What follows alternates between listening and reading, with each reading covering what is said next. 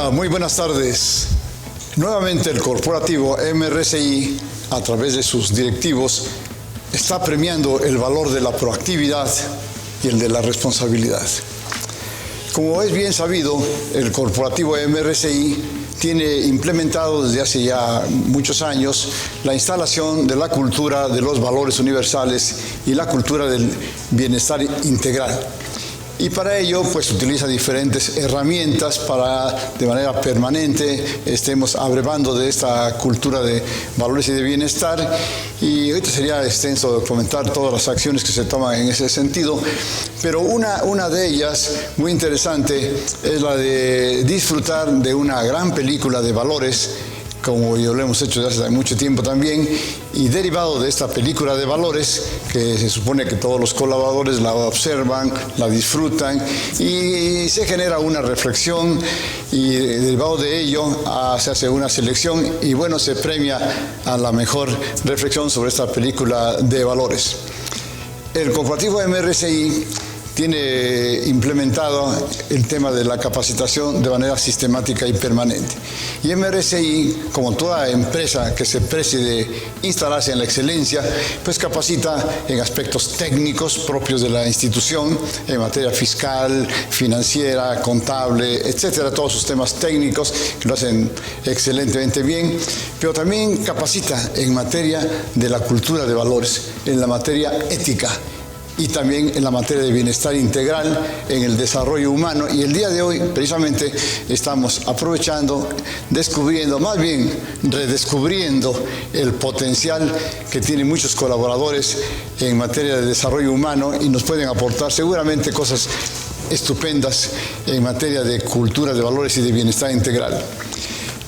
El día de hoy vamos a escuchar una charla muy interesante por parte de la ganadora que hizo la mejor reflexión a la película El Estudiante de Jorge Lavat y de Norma Lazareno, una película maravillosa, y la licenciada Sonia Canseco Pérez construye una estupenda reflexión que le generó que hubiese sido la ganadora, y el premio fue otorgarle un libro, aparte de otros reconocimientos que tuvo, pero uno de los reconocimientos como un premio que seguramente se molesta un poquito al entregarlo, pues están felices de haberlo logrado, como seguramente va a ser el día de hoy. A Sonia se le obsequió el libro de Cómo salir del pozo de Andrés Oppenheimer, que es una estupenda obra, así que el día de hoy tendremos el placer de escuchar y disfrutar la charla de la maestra Sonia Canseco, que nos dará a conocer el contenido y las propuestas de este estupendo libro de Andrés Oppenheimer. Así que, licenciada Sonia, bienvenida, el foro es de usted. Adelante, escucharemos la charla de la licenciada Sonia Canseco Pérez.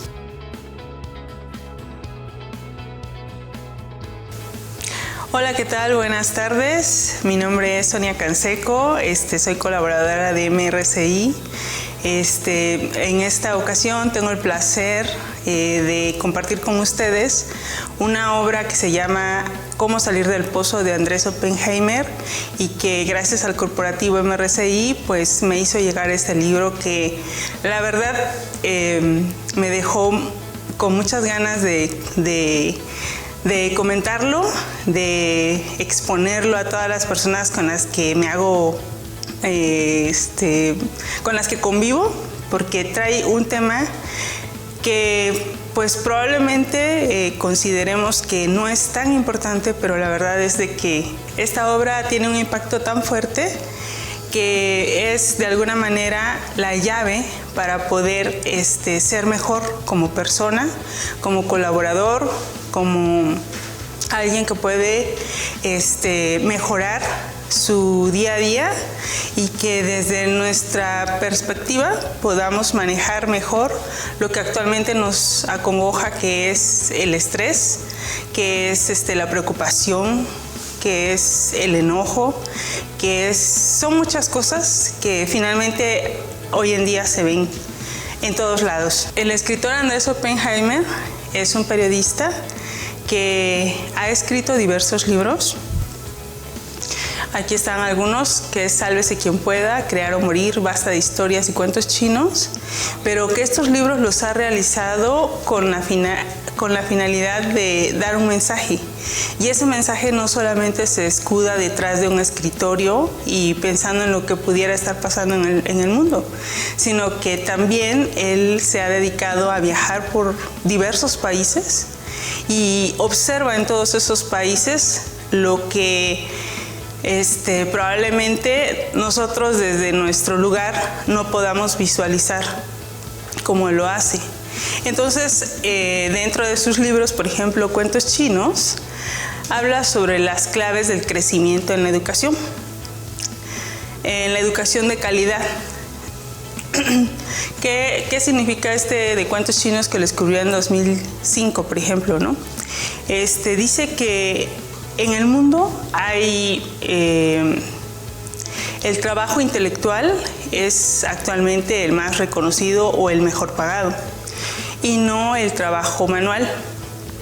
Pero, sin embargo, el trabajo manual, como lo escribe en otro libro más adelante, pues poco a poco va a ir dejándose hacia la tecnología o hacia los robots, lo que significa que un 47% de los trabajos que actualmente hoy se realizan en las empresas se dejen esas tareas, y entonces ese 47% significa que se van a perder ese tipo de empleos. Pero nos dice que en Cuentos Chinos que lo que él visualiza es de que la educación es el mejor o la mejor llave para abrir nuevos campos, y que debemos de visualizar que, por ejemplo, las empresas que actualmente ocupan el primer lugar, como es Apple, como es Alphabet, que es Google, Amazon, Microsoft, son compañías de tecnologías y que sus trabajos no los podemos tocar con las manos, sino es un trabajo más intelectual. De ahí se va al libro de Basta de Historias, que lo escribe en 2010. Igual su metodología es ir hacia varios países en donde visualice qué es la educación, qué es una educación de calidad, qué es por qué algunos países, por ejemplo, como Latinoamérica, estamos obsesionados con vivir en el pasado. Y tan obsesionados estamos que, por ejemplo, en nuestros billetes, que es lo que me llamó la atención, tenemos a personajes históricos que de alguna manera indirecta nos dejan ver que tratamos de ver hacia el pasado siempre. ¿Qué es lo que me pasó? ¿Por qué me pasó? Y bueno, eso trae a la larga una forma de depresión en toda Latinoamérica.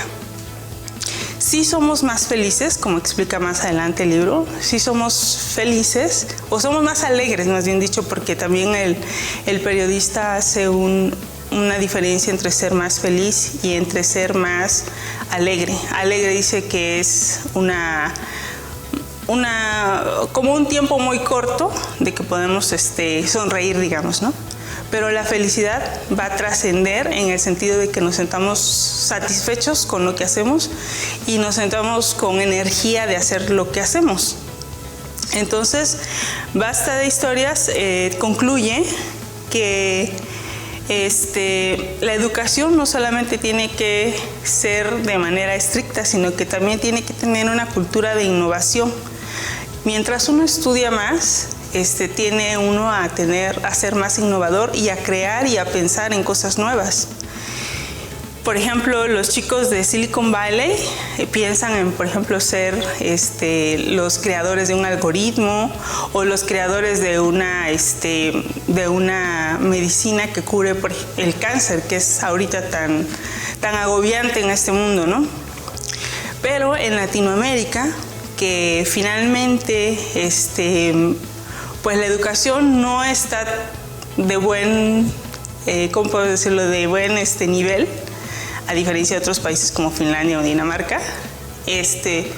Lo que visualiza es que los jóvenes o los niños quieren ser, por ejemplo, un Lionel Messi, o quieren ser, por ejemplo, un Shakira, o quieren ser el mejor youtuber. Que, o sea, ahí, por ejemplo, se ve la diferencia, ¿no?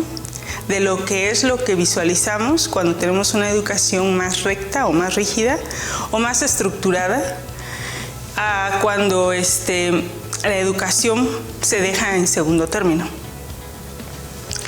Crear o morir es otro de sus libros que lo escribió en 2014, que finalmente dice qué pueden hacer los países latinoamericanos para convertirse en centros tecnológicos y creativos. Entonces, este escritor, periodista, Andrés Oppenheimer, nos da esa visión de cómo a través de sus libros puede ir dándonos pautas o dándonos consejos, qué es lo que tenemos que hacer desde nosotros, desde nuestro hacer diario, y cómo cambiar, y cómo no es necesario ser una persona que, bueno, que sea exitosa y que tenga todo lo que necesita para que de ahí salga una buena idea, sino que se te puede ocurrir una buena idea, pero a veces por el miedo, por el hecho de pensar de que esa idea no es lo suficientemente buena, pues consideras que no la dices, no la mencionas. Sin embargo, él nos invita a que pensemos en una manera positiva siempre. ¿Por qué pensar en una manera positiva? No solamente él lo ha abordado, sino muchos psicólogos y muchos psiquiatras lo han estado abordando en el sentido de pensar en positivo. ¿Qué nos va a reflejar ese pensar en positivo? Pensar en positivo significa que todo lo que te pase, dale un optimismo a eso. O sea, por ejemplo, puedes estar pensando, ay, ¿por qué me dejan a mí más trabajo, no, que a mis demás compañeros? Pero realmente, o sea, si tú logras hacer ese trabajo con calidad, con esfuerzo, con dedicación, vas a ver que el día de mañana lo pueden ver todos y van a decir, oye, a pesar de que tenías una carga de trabajo laboral fuerte, lo sacaste adelante y tuviste un buen resultado. Que a la larga, pues ese resultado, pues te trae una satisfacción. Esa satisfacción, de alguna manera, te ayuda en tu forma de ser, en tu forma de ver las cosas, y también te ayuda a ser una persona o un mejor colaborador. Nos decía el libro de Cómo salir del pozo, habla precisamente de esto, habla sobre la felicidad. Él decía que al principio la felicidad era un tema así como que, no sé, para otras personas, ¿no? Él se dedicaba más al periodismo, sí había escrito algunos libros, pero la felicidad como que la dejaba en último término, a pesar de que su hermana es como un gurú de la felicidad, así la menciona. Sin embargo, a raíz de que fue a una conferencia, él se da cuenta que la felicidad no solamente es un tema de pláticas entre amigos, sino la felicidad también es un tema que tiene o que lleva detrás ciencia. Entonces, este libro habla sobre ese reporte de felicidad y nos dice que hay una encuesta en donde participan 137 países y esos 137 países identifican que hay países más felices que otros. Entre los más felices se encuentra lo que es Finlandia, Dinamarca e Islandia. Y entre los menos felices, pues bueno, ya está otros países como Corea del Norte, como Afganistán, como bueno, otros que veremos más adelante. Pero ¿qué es lo que pasa con ellos? Bueno, finalmente hay un descontento en esos países. ¿Y por qué hay un descontento? Lo menciona que no tienen de alguna manera una libertad. Libertad en diversos sentidos. Libertad de poder expresarse, libertad de poder hacer, libertad de poder cambiar, libertad de poder elegir a sus gobernantes incluso. Y entonces esas limitaciones que él menciona, pues hace que los países tengan como ese resentimiento, ese no sentir de ser felices y pues se genera todo, ¿no? Se genera todo, van al trabajo desganados, van a la escuela igual sin ganas, sin querer estudiar, sin querer aprender. Son gente que pues viven por vivir, dijéramos, ¿no? Entonces de eso se trata este libro, de encontrar las claves para que esos sentimientos, esas formas de pensar se modifiquen. Nos menciona 10 recetas para salir del pozo, ¿no? La primera, por ejemplo, nos menciona es hacer crecer la economía. Nos dice que si una economía, por ejemplo, no satisface las necesidades primarias del ser humano, como es la salud, como es la vivienda, como es la alimentación, sí es muy probable que sea un país alegre, porque pues como a todos los mexicanos le encontramos sentido a todo y alegría a todo, con los memes de preferencia, por ejemplo. Sin embargo, si no satisfacemos las necesidades primarias, llegamos a la casa y ¿qué vemos? No, pues hay un descontento, el niño quiere comida, quiere un juguete o algo que necesita y no se los podemos dar. O tenemos que trabajar horas extras o finalmente tenemos que hacer cosas adicionales que nos impiden de alguna manera el convivir con ellos y el convivir con la familia, que finalmente pues es otro tema, ¿no? De que si tuviéramos más tiempo, si tuviéramos cubiertas esas necesidades primarias, pues bueno, nos enfocaríamos de una manera más fácil en hacer cosas proactivas o en pensar en cosas que nos llenen más de energía y de estabilidad emocional y por supuesto de salud. Entonces, nos dice, sin crecimiento económico no hay reducción de la pobreza y sin reducción de la pobreza no se puede hacer feliz a un pueblo. Definitivamente el hacer feliz o el hacer crecer la economía no solamente depende de uno, sino depende de diversos factores, pero también uno de ellos, el más importante, creo que en este caso es el gobierno.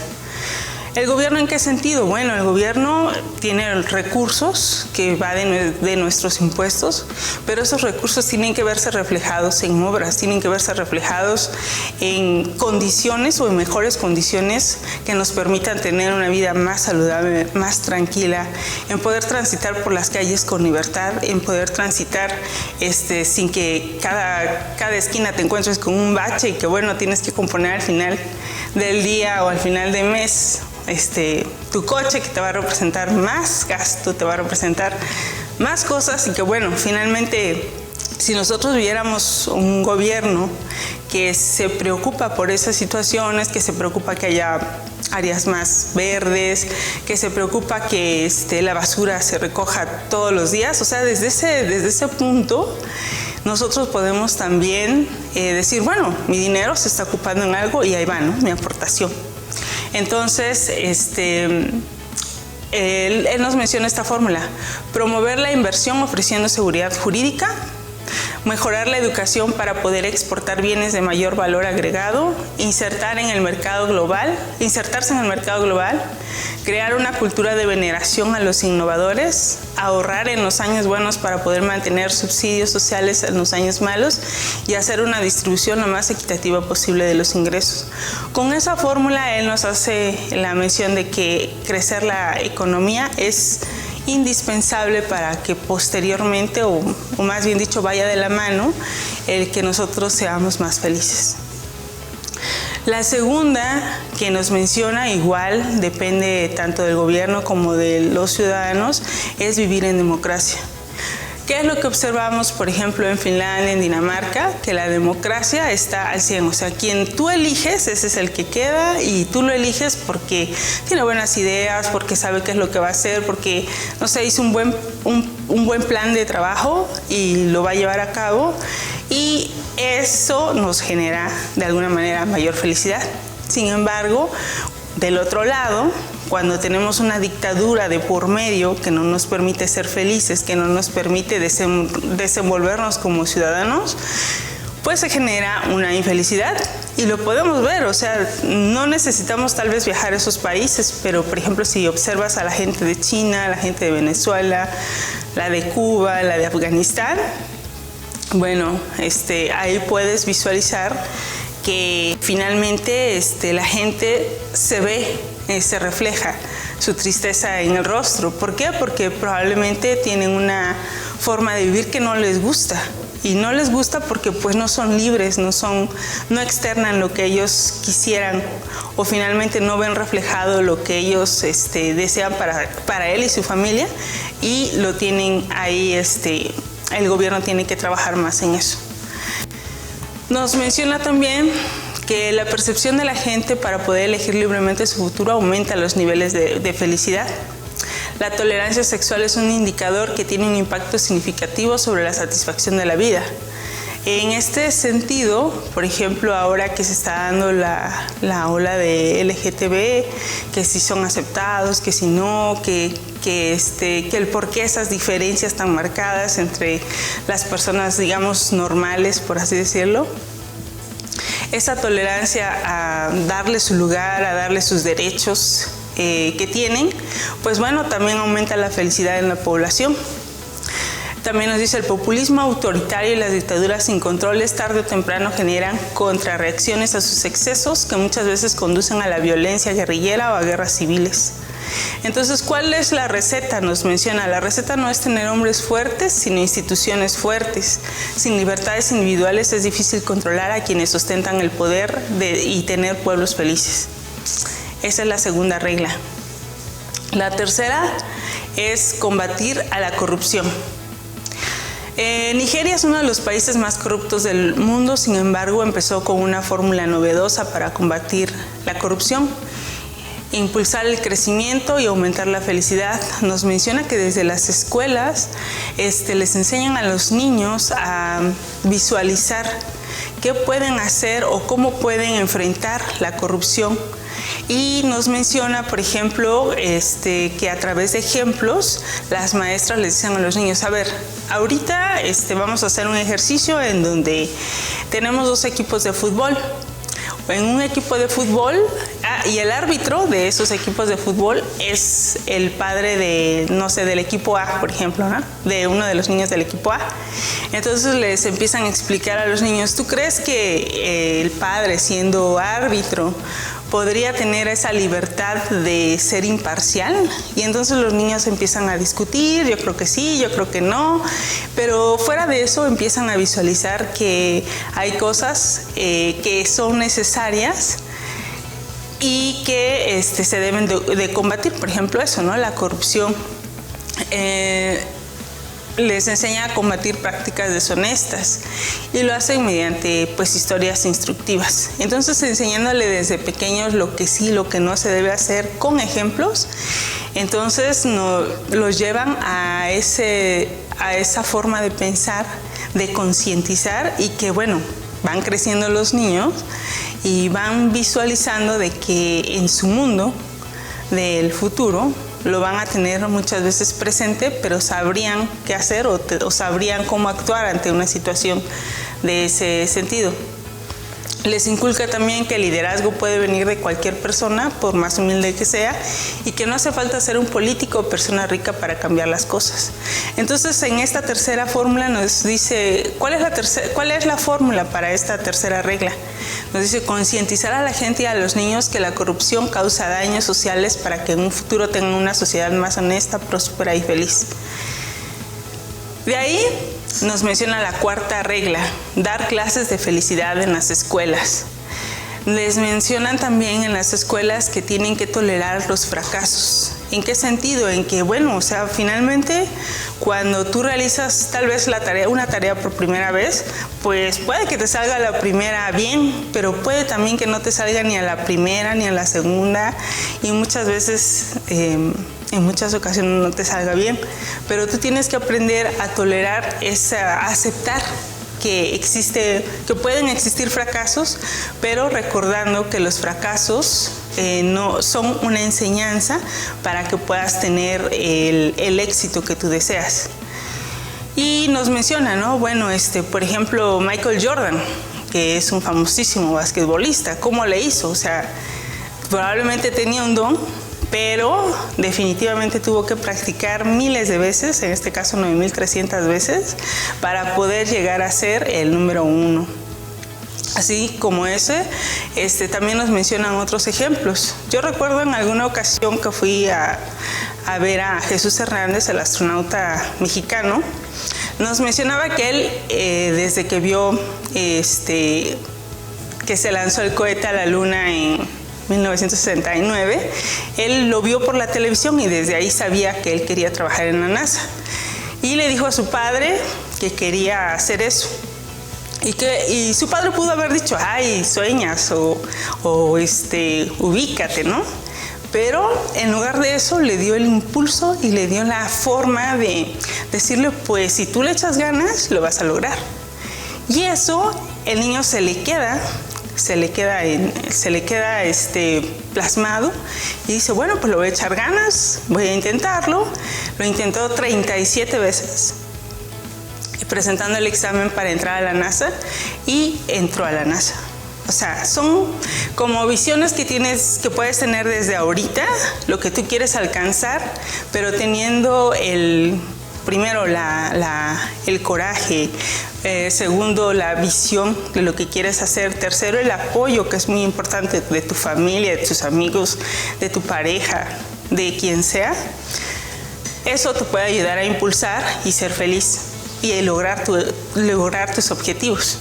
Entonces tienes que aprender a considerar que el fracaso no es malo, o sea, al contrario, es una práctica que se tiene que hacer para llegar al éxito. Por ejemplo, el caso de las bombillas, que fue de Thomas Alva Edison, igual lo tuvo que intentar miles de veces para poder crear la bombilla que actualmente la usamos en todas nuestras casas.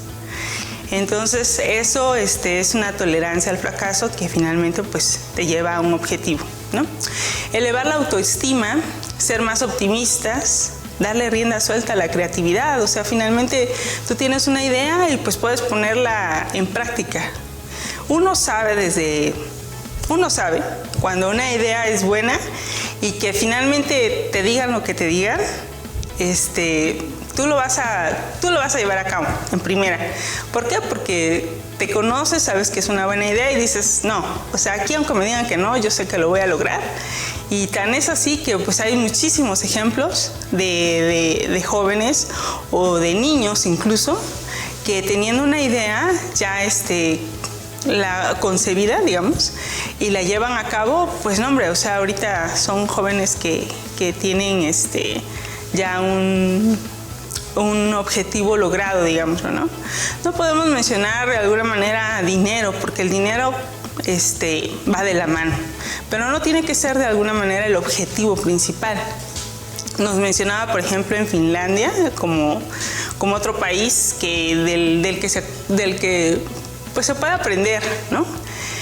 Nos decía que en Finlandia aplican una ley en el sentido de que pues utilizar cosas ostentosas te produce también mucho estrés. ¿Por qué? Porque con tal de lograr tener esas cosas ostentosas, pues trabajas más, te esfuerzas más, no tienes un tiempo de calidad con tu familia porque estás pensando en esto me cuesta, no sé, 30,000, 50,000 pesos y tengo que conseguirlo a como de lugar.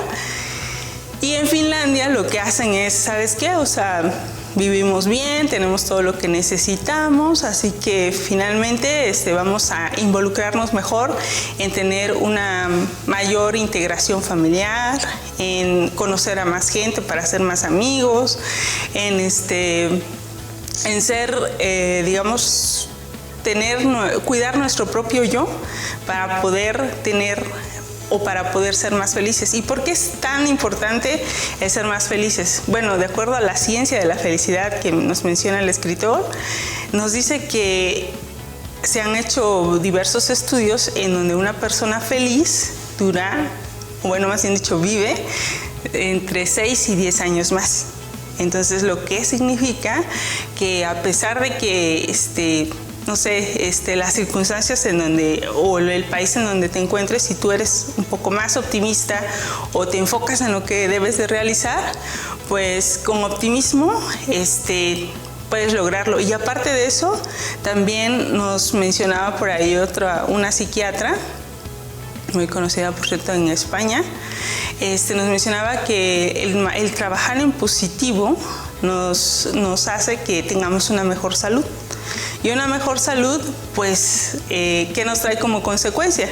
Que no nos preocupamos primero porque nos sentimos mal.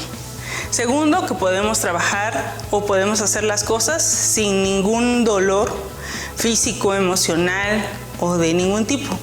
Y eso significa que podemos realizar las cosas o podemos enfocarnos más en lo que queramos.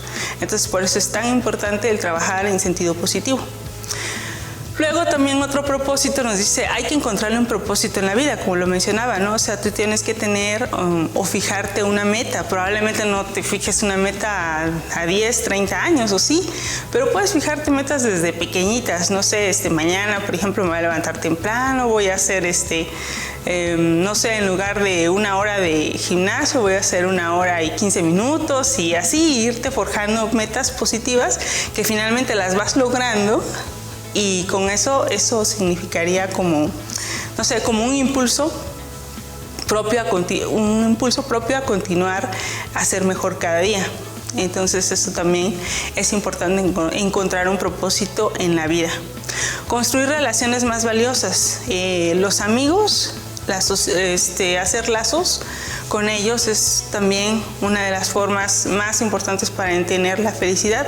¿Por qué? Porque construir amistades, conocer a más gente, saber de diversos tipos de opiniones también nos lleva a tener una perspectiva más amplia y probablemente cambiar un poquito más nuestra mentalidad en el sentido de, bueno, pues vamos a integrarnos, igual y puedes ayudar a un amigo, a un familiar a poder hacer su objetivo, su proyecto que te comenta, ¿no? Nos decían por ahí también que debemos ver que en nuestro entorno hay gente vitamina, le llaman.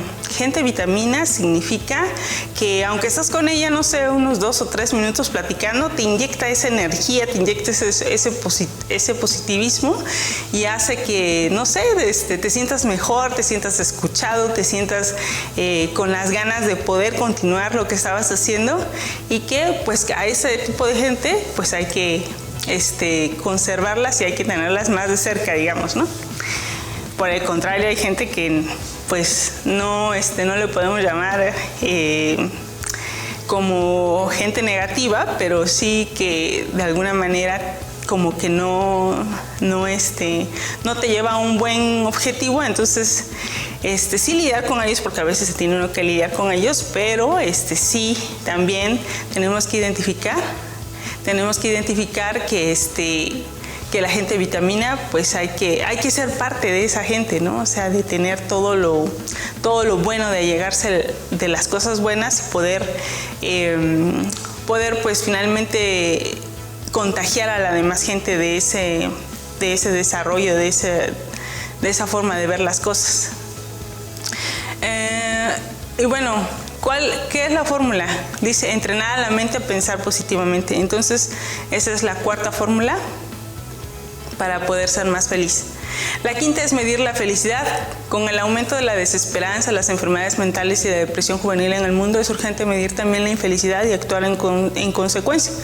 Nos dice que en los trabajos se puede medir la felicidad y que, bueno, todo lo que se puede medir se puede mejorar. Entonces, mientras en los trabajos podamos medir, oye, ¿cómo te sientes hoy? No sé, ahí puedes hacer encuestas a tus colaboradores en el sentido de verificar cómo es el ambiente laboral, o qué les preocupa, qué les gusta, qué no les gusta. Pues bueno, eso al momento de que tú lo visualizas o lo puedes ver en tus encuestas, puedes ir mejorando las situaciones que se dan, ¿no? Y muchas veces no requiere de inyectar más dinero a la empresa. Nos comentaba el libro que, por ejemplo, había una empresa que tenía trabajadores que estaban un poquito descontentos porque en su trabajo les entregaban las herramientas de trabajo, pero las herramientas de trabajo no les quedaba, por ejemplo, los guantes. había unas personas que tenían que usar guantes y esos guantes les quedaban grandes y eso hacía que hicieran su trabajo más lento y que no rindieran mucho. Entonces lo único que tuvieron que hacer en esa empresa es, pues bueno, ya gastamos en guantes, pero pues bueno, ahora hay que comprar guantes de la medida y con eso ya los trabajadores ahora sí que están más contentos y pues eso hace que las empresas, bueno, en este caso en esta empresa, pues se provoque mayor felicidad y productividad. Entonces nos dice la fórmula: empezar a medir la satisfacción de vida y obtener mayor cantidad de datos posibles para poder focalizar las políticas públicas en los lugares que más lo necesitan. Sexta, tener un propósito. Bueno, ya habíamos comentado de esto, pero dice que el sentido de propósito es importante no solo para los países, sino para las empresas, y que solo el 20% de la gente a nivel mundial se siente estimulada por su trabajo, mientras el resto se siente indiferente o miserable. Este es un foco rojo para todos, ¿no? O sea, como un 20% solamente puede estar contento en donde trabaja. Entonces quiere decir que algo está pasando y que las empresas tienen que poner un poquito de más atención a sus colaboradores, el por qué no están contentos, el por qué hay fuga de cerebros que le llaman, o el por qué hay de alguna manera renuncias, como lo que pasó en Estados Unidos, que después de la pandemia los trabajadores se dieron cuenta que vivían mejor en su casa, trabajando a sus tiempos, siendo más productivos, y pues ya no quisieron regresar a sus trabajos, de tal forma que hubo una ola de renuncias en Estados Unidos, lo que hizo que les pegara en la economía, lo que hizo que les pegara en los costos de sus productos, y que bueno, pues finalmente fue algo negativo para todos ellos. Entonces las empresas tienen que trabajar en eso también. Además de mejorar los salarios, pueden hacerse prestaciones sociales o deben permitir horarios flexibles, ofrecer oportunidades de estudio o de entrenamiento profesional. Una cosa muy importante que se me olvidaba es de que hay diversos estudios de que cuando uno va al gimnasio o hace uno ejercicio o hace uno meditación, uno se vuelve más productivo. Entonces, el invitar a los trabajadores, no sé, a formar parte de un equipo de entrenamiento o de fútbol, eso significaría que a la larga pudieran tener un mayor resultado y la gente fuera más productiva. La séptima es aumentar las actividades comunitarias. Participar en actividades sociales y comunitarias como grupos de ejercicios físicos. ¿Por qué aumentar las actividades comunitarias? Bueno, aquí nos menciona el libro que finalmente si nosotros hacemos algo con un propósito en donde la comunidad se ve beneficiada, nos sentimos de alguna manera más satisfechos, y esa satisfacción, que probablemente a veces tenga o no tenga remuneración, la mejor remuneración es esa satisfacción que tú te haces sentir que eres parte de y que estás haciendo algo mejor por este mundo, digamos, ¿no?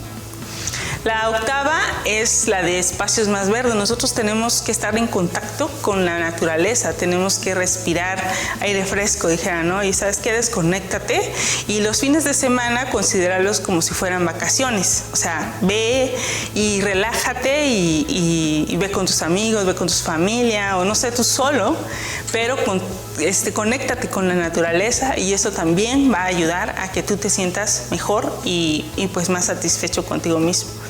La novena es estar menos obsesionados con el estatus, como les comenté hace rato. En Finlandia, o sea, hay una empresa, por ejemplo, que se llama IKEA, y que esa empresa, pues finalmente hace que, por ejemplo, los muebles que nosotros necesitamos son muebles que no tienen, no sé, líneas doradas o de oro, ¿no? Sino finalmente pues son muebles prácticos y que finalmente te sirven para lo que es, ¿no? Entonces, de esa manera nosotros tenemos que visualizar en el sentido de que hay cosas que no necesitamos, por ejemplo, no sé, ¿no? Un carro no sé, eso de Fórmula 1, porque aquí, bueno, no sé, aquí en Oaxaca no serviría mucho. Hay demasiados baches. Pero finalmente hay que vivir estar contentos con lo que uno tiene. Y bueno, si quieres algo, pues adelante, ¿no? Pero tampoco seas de las personas de que eso te da estatus o te hace mejor persona o te hace ser, no sé, considerarte como si fueras exitoso porque usas cosas de marca y tienes, no sé, un montón de joyas y cosas así. Que bueno, finalmente, pues, ahora sí que ahí depende de cada quien, pero el libro eso es lo que indica, que hay que dejar a un lado eso. Y la 10ª, mirar siempre hacia adelante. Ok, ya no hay que mirar hacia atrás, ya lo pasado, dijeran, y ahora de aquí en adelante, pues hay que enfrentar desafíos con una actitud optimista, ya que eso nos da más energía y nos hace más creativos y por lo tanto más productivos. El pesimismo, por el contrario, pues nos desanima, nos paraliza, nos hunde, nos deprime y bueno, ese es un camino que la verdad no se lo recomiendo a nadie. Así que mirar hacia adelante y el pensamiento positivo hay que tenerlo siempre, ejercitar la mente. Como ejercitamos todos los músculos, también la mente es necesaria para no caer en lo que hoy actualmente nos atañe, que es mucha gente que sufre de depresión, ¿no? Entonces, así que a pensar positivamente. Convertir los desafíos en oportunidades. Y el mensaje final que nos dice el libro es de que debemos acoplar el crecimiento económico con la búsqueda de felicidad. Como les mencionaba al principio, no podemos medir a un país solamente por el PIB, por el Producto Interno Bruto, es decir, cuánta riqueza generan, ¿no? Sino también tenemos que complementarla con el otro de aprender a ser un país con más gente que sea feliz. De esta manera, pues podemos llegar a tener un equilibrio entre lo económico y pues lo personal, lo humano, lo que nos hace humanos, ¿no? El ser parte de este mundo y pues dar lo mejor de nosotros a todos. Así que este 2024, que pues ya está a la vuelta de la esquina, o ya estamos en el 2024, los invito a eso, a que sean más optimistas. Les deseo que tengan una vida próspera y que pues finalmente tengamos un objetivo o una enseñanza que dar siempre, no solamente a nuestros iguales, compañeros de trabajo, por ejemplo, sino también darles ese ánimo, esa alegría a los más pequeños, que recuerden que es el futuro de este país también. Gracias.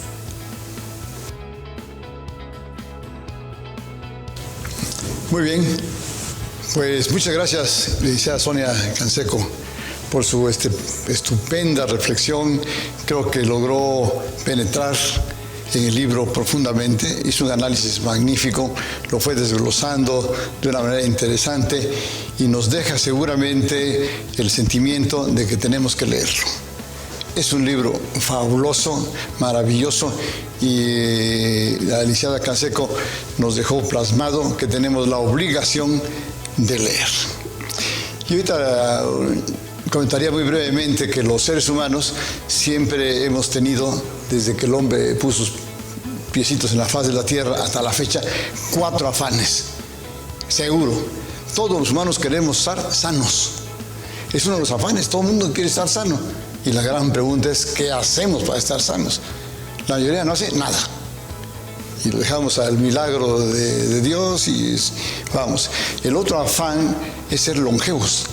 Todo el mundo anhela acabar la vida de 100 años.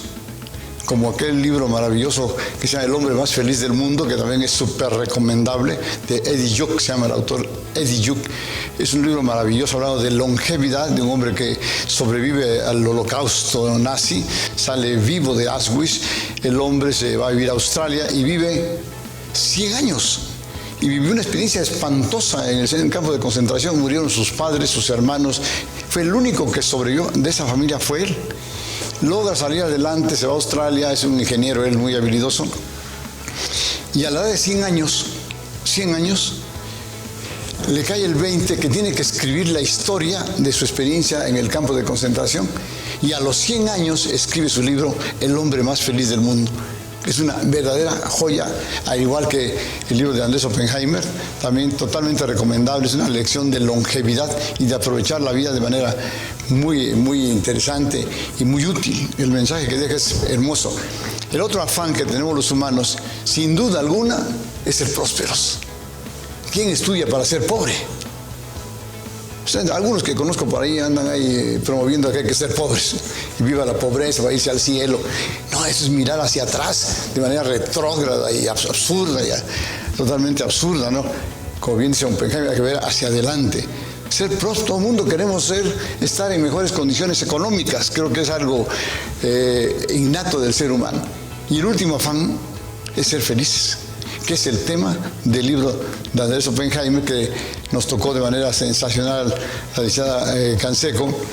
Y bueno, eso nos pone de manifiesto que ha sido interesante esta estrategia del corporativo MRCI de aprovechar el talento que tienen ustedes, los colaboradores, pero muchas veces están encubiertos.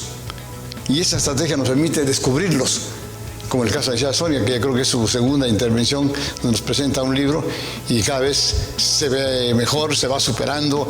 Creo que mejor ya voy a prohibir esta estrategia porque me van a dejar sin chamba un día de eso, porque hay muy buenos talentos aquí. Excelente, qué bueno, la felicito, Cia Sonia. Qué bonita presentación, habla de su responsabilidad. Tú apenas como mes y medio para preparar la charla. En otros casos tienen a 2, 3, 4 meses. Ella tuvo un mes y medio y se metió de lleno. Se me imagino que se desveló leyendo el libro, seguramente este mes y medio, ¿no? Y logra un mensaje maravilloso. Esto me traduce otro mensaje importante. La maravilla de la lectura, que yo le llamo inteligencia profunda. Cuando leemos un libro como este, de primera pasada, decimos, qué buen libro, buen libro, primera lectura. Pasa un mes y alguien, oye, ya leíste a Andrés Oppenheimer, ¿cómo salir del pozo? Sí, ¿y qué tal? Buenísimo. ¿Y qué comenta? Hijo, es buenísimo, pero ya no me acuerdo muy bien qué dice, pero muy, muy bueno, muy bueno. Y ya no nos acordamos. Le decía que lo leyó seguramente 3 veces, porque en la segunda lectura lo comenzó a subrayar. Seguro si vio su libro lo tiene subrayado, Y a la tercera lectura hizo la síntesis y la presentación. ¿Y cuál fue la ganancia? Que se aprendió el libro. Y es parte de ella el libro. Es parte ya de sus pensamientos profundos, de sus convicciones, y los va a compartir y va a ser parte de su personalidad. Así que es maravillosa la lectura. Por eso hay que leer frecuente. Hay libros que en la página 20 dicen, no, eso está diablo. Es una regla. Si después de 20 páginas el libro no te captura, deja de leerlo. Vas a perder el tiempo. Sigue el que sigue. Vamos. Así que entonces, yo externo mi felicitación a la licenciada Sonia por esta magnífica presentación.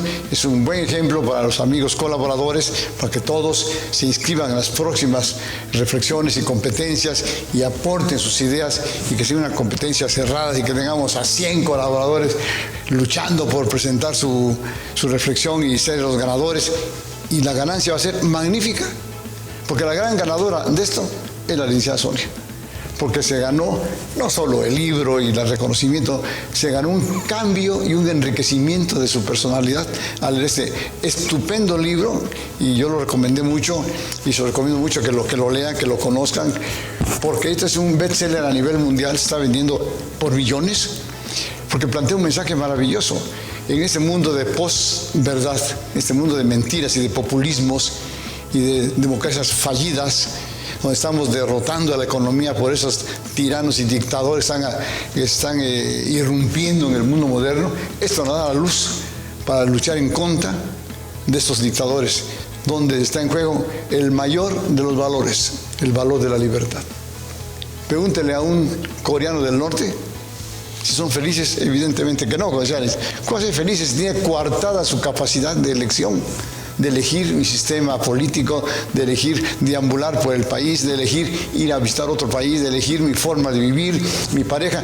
En esos países no pueden, porque en esos países siempre hay la cabeza de un loco, de un tirano loco, como el de Corea del Norte o el de Venezuela o el de y el de Cuba, 65 años. ¿Qué cosa destruyeron Ortega, el de Nicaragua y otros que no menciono nombres para no herir susceptibilidades, pero que para allá vamos? ¿Sí? Este libro nos brinda el camino también para encontrar la libertad que nos lleva al tema de la felicidad. Pues muchas gracias por esta estupenda presentación. Yo sí les suplico a todos los colaboradores que están escuchando esta presentación que escuchen a la licenciada Canseco, escúchenla por respeto, por obligación y para que se motiven a leer el libro. Muchísimas gracias y pronto nos veremos en la próxima presentación de un libro o de una película de valores. Muchas gracias y que tengan un próspero año 2024 en que sean muy felices. Muchas gracias.